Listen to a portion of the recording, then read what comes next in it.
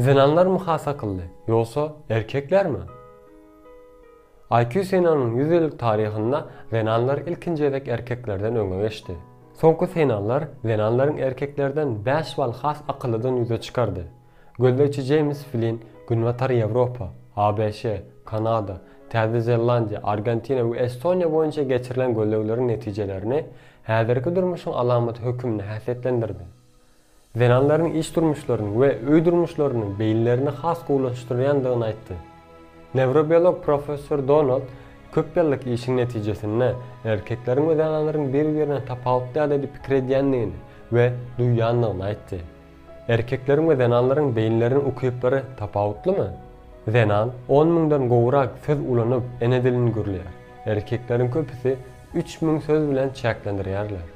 Şonuň üçin zenanlar daşary ýurt öwrenmekde has ökdi. Çeper we jemgyýetçilik çärelerinde has dürüdüjülükli.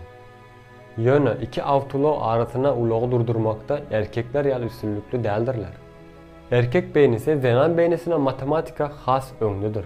Ýöne bir mesele zenandan tapawutly ýagdaýda seredip bilýärler. Gorky, aşyk bolmak we isleg ýaly köp duýgularyň merkezi bolan limbik ulgamdaky hipotalamus erkeklerde has uludur.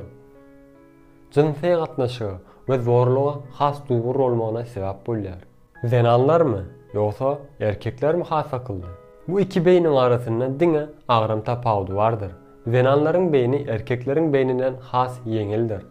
Akyl taýdan bolsa hiç ýer tapawut ýokdur. Genetik we daşky gowşa faktorlary akyllylygy kesitleýändir. Mähriman dostlar, videomyň soňuny Albert Einstein'ın şu sözleri bilen tamamlamak isleýän. İnsan akyl çägini zorlamadykça hiç zat ýetip bilmez.